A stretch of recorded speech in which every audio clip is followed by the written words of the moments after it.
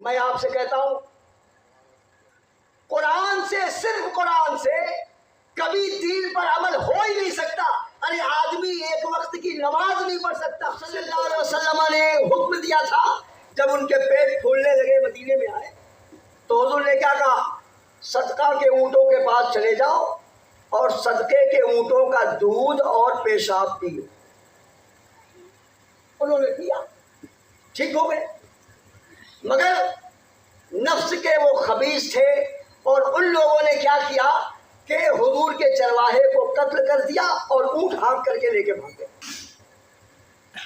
حضور صلی اللہ علیہ وسلم نے آدمی بھیجے، پکڑ کے وہ لوگ لائے، اس کے عوض میں ان کو قتل کیا گیا، وہ ایک الگ مسئلہ۔ مگر حضور نے کیا کہا؟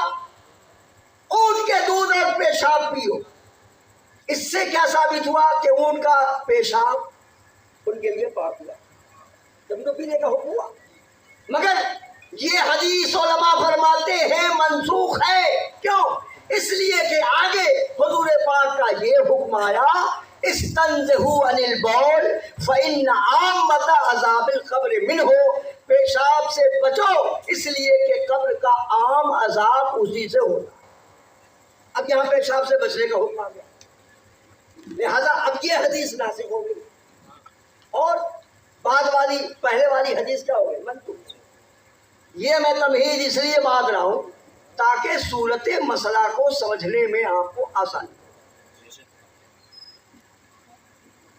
تو پہلا ہمارا ماخذ کیا ہے؟ قرآن، اور دوسرا ماخذ حدیث یعنی سنت۔ اس میں ہمیں تلاشنا ہے، نئے نئے مسائل پیدا ہوتے ہیں، اگر نہیں ملا تو کیا کرو گے؟ کوئی کہے کہ ہم صرف قرآن و حدیث مانتے، صرف قرآن یا صرف حدیث۔ میں آپ سے کہتا ہوں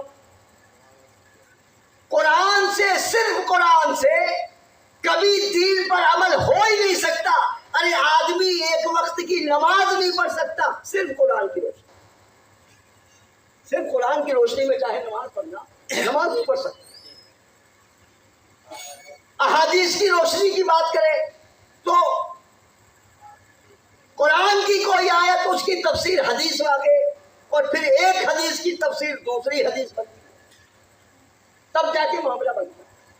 اب اس سلسلے میں نبی پاک صلی اللہ علیہ وسلم نے حضرت معاذ کو جب یمن کا گورنر بنا کے بھیجا تو آقا صلی اللہ علیہ وسلم نے ان سے پوچھا کہ تم ایک ایسی قوم کے پاس جا رہے ہو جو کتاب والے ہیں، کیسے فیصلہ کرو گے؟ کیسے فیصلہ کرو گے؟ تو انہوں نے کہا کہ یا رسول اللہ کوئی مسئلہ آئے گا تو میں کتاب اللہ میں ڈھونڈوں گا۔ حضور نے فرمایا اگر کتاب اللہ میں نہ ملے تو تم نہ پاؤ، یہ نہیں کہ نہ ملے۔ یاد رکھیے گا جمیع العلم فی القرآن لیکن تقاصر عنہ افہام الرجال، قرآن میں سارے علوم ہیں مگر لوگوں کی عقلیں اس سے قاصر ہے۔ قرآن میں سب فرمایا نہ پاؤ تو کہا میں آپ کی سنت میں تلاشوں گا۔ فرمایا اگر میری سنت میں بھی نہ ملے تب کیا کرو گے؟ تب سنیے کیا فرمایا حضرت معاذ نے، اجتہدوا برائی، میں اپنی رائے سے اجتہاد کروں گا، اپنی رائے سے کوشش کروں گا اور اس کی روشنی میں، قرآن و حدیث سے اس کی روشنی میں میں مسئلے کا حکم نکالوں گا۔ تو آقا صلی اللہ علیہ وسلم نے کیا فرمایا؟ الحمدللہ الذی وفق رسولہ بالحق، اللہ کا شکر ہے کہ اس نے اپنے رسول کے قاصد کو حق کی توفیق عطا فرمائی۔ مطلب صرف قرآن و حدیث نہیں ہے بلکہ قرآن و حدیث کے بعد اجتہاد، قیاس، اجماع، یہ بھی چیزیں ہیں۔ اگر کوئی اس کو نہیں مانے گا تو یقین جانے اسلام کے اوپر عمل کرنا مشکل ہوگا۔ اب میں تھوڑی سی اور تفصیل، حدیث کی جہاں تک بات آتی ہے تو میں آپ کو بتاؤں حدیثوں کے بارے میں بڑا مغالطہ، اتنے سارے لوگ بیٹھے ہوئے ہیں، ایمانداری سے بتائیں حدیث کا مطلب کیا ہے؟ حضور کا قول، فعل، تقریر، تین چیزیں ہیں۔ حضور نے کچھ زبان سے فرمایا، یا حضور نے کچھ کیا، یا حضور کے سامنے کچھ کیا گیا اور حضور پاک نے خاموشی اختیار کی، تو یہ بھی کیا ہے؟ حضور کی طرف سے گویا اس کی تصدیق ہے، اس کو تقریر بولتے ہیں۔ تینوں کو حدیث بولتے ہیں، تینوں کا نام ہے حدیث۔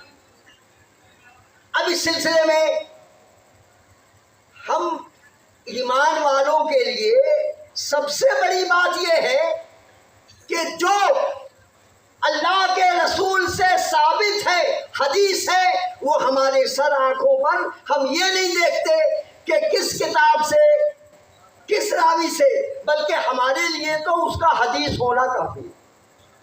نہیں سمجھا؟ ہمارے لیے یہ کافی ہے کہ وہ اللہ کے رسول کی حدیث ہے، بس یہ ہے کہ حدیث کا ثبوت ہونا چاہیے۔ اب اس سلسلے میں آدمی اگر یہ مغالطہ دے کہ فلاں کتاب سے دکھاؤ، فلاں کتاب سے لائیے، یہ بہت بڑا دھوکہ ہے اور محدثین پر بہت بڑا اعتراض ہے، اس لیے کہ جن کتابوں کے بارے میں آج دنیا بولتی ہے وہ کتابیں 2 صدی کے بعد وجود میں آئی ہیں، اور حدیث کا وجود نبی پاک کے زمانے سے ہے، صحابہ کرام اور تابعین سے ہے، حدیث کا وجود بعد میں نہیں، پہلے سے حدیث کا۔ اب اس سلسلے میں خاص پوائنٹ اپنے دماغ میں نوٹ کر کے رکھیے گا۔ کیا؟ حدیث کے 10 متون ہیں۔ سب سے پہلے جو حدیث دنیا کے سامنے آئی، اس میں مثال کے طور پر مسند ابن خزیمہ، مسند ابن عباس، مسند امام اعظم، اس طریقے سے 10 حدیث کے متن ہیں جو سب سے پہلے وجود میں آئے، اور بعد میں جتنی کتابیں لکھی گئی ہیں وہ سب انہی متون سے لکھی گئی۔ یہ خاص پوائنٹ نوٹ کر کے رکھیے گا، متون حدیث ان کو بولتے ہیں۔ 10 خاص حدیث کی کتابیں ہیں جو صحاح ستہ سے پہلے لکھی گئی۔ صحاح ستہ سے مراد بخاری شریف، مسلم شریف، ترمذی شریف، ابو داؤد شریف، ابن ماجہ اور نسائی شریف، اس کو بولتے ہیں صحاح ستہ، حدیث کی 6 صحیح کتاب۔ بس سمجھ لیں، اس کا مطلب یہ نہیں ہوا کہ ساری حدیث کی کتابیں یا ساری صحیح حدیثیں انہی کتابوں میں ہیں اور بقیہ کتابوں میں صحیح حدیثیں نہیں۔ ہرگز کوئی یہ نہ سوچے، ورنہ یہ یاد رکھیے گا کہ اس سے بہت بڑا مغالطہ پیدا ہو۔ ظاہر بات ہے حدیث کا وجود تو نبی پاک کے زمانے سے، حضور نے تو فرما دیا تو حدیث ہو گئی۔ امام بخاری، امام مسلم، یہ حضرات کب آئے؟ امام بخاری تو امام اعظم رضی اللہ تعالی عنہ کی وفات کے بعد، غالباً 56 برس کے بعد حضرت امام بخاری کی پیدائش ہوئی۔ امام مسلم اور دیگر ائمہ حدیث کے یہ سب بات کے لوگ ہیں۔ اب اگر آپ یہ کہتے ہیں کہ ہمیں اس کتاب سے دکھاؤ، اس کا مطلب یہ ہوا کہ انہوں نے جن کتابوں سے حدیثیں لی ہیں آپ ان ساری کتابوں کو بالکل غلط مانتے ہیں۔ یہ تو مطلب ہوا 10 متون حدیث غلط ہو گئے۔ اس کے علاوہ حدیثوں کا معاملہ یہ تھا، ایمان والوں آپ اچھی طرح ذہن نشین کر لیں، کتابیں تو بعد میں ترتیب کی گئی ہیں، اصل معاملہ حدیثوں کا محدثین اور راویوں کے ذہن میں یادداشت، اتنی زبردست یادداشت کہ ان لوگوں نے حدیثوں کو اپنے ذہن میں محفوظ رکھا، حدیثوں کا دورہ ہوتا رہتا تھا، ایک دوسرے کو سناتے رہتے تھے، اور اس طریقے سے حدیثیں محفوظ رہی اور بعد میں کتابی شکل میں آئی۔ کتابی شکل میں آنے میں تو سمانا ہے۔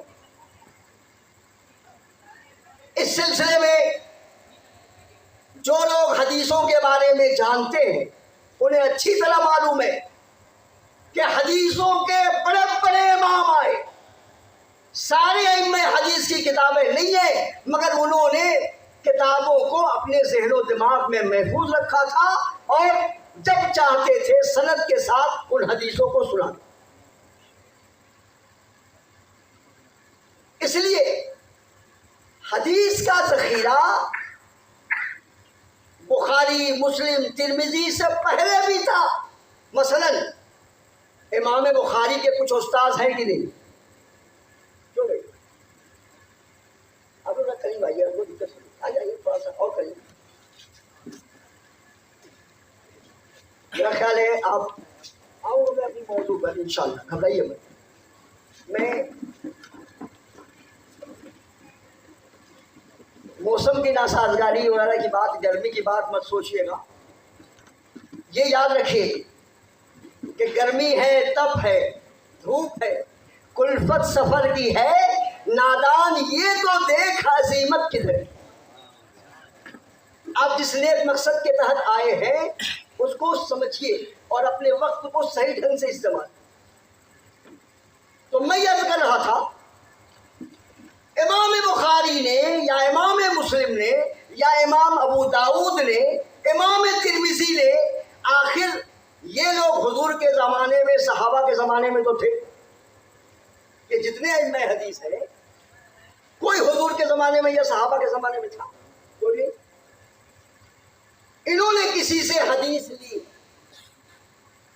اور جب انہوں نے کسی سے حدیث لی ہے تو ظاہر بات ہے ان کو صحیح ماننا پڑے گا۔ اگر وہ صحیح نہیں تھے تو پھر ان کی لی ہوئی حدیثیں کیسے صحیح ہوں گی؟ بات سمجھ میں آ رہی؟ ان کے کچھ شیوخ تھے، کچھ اساتذہ تھے، اور میں آپ کو بتاؤں امام بخاری کے شیوخ میں امام اعظم کے شاگردوں کی بہت بڑی تعداد ہے۔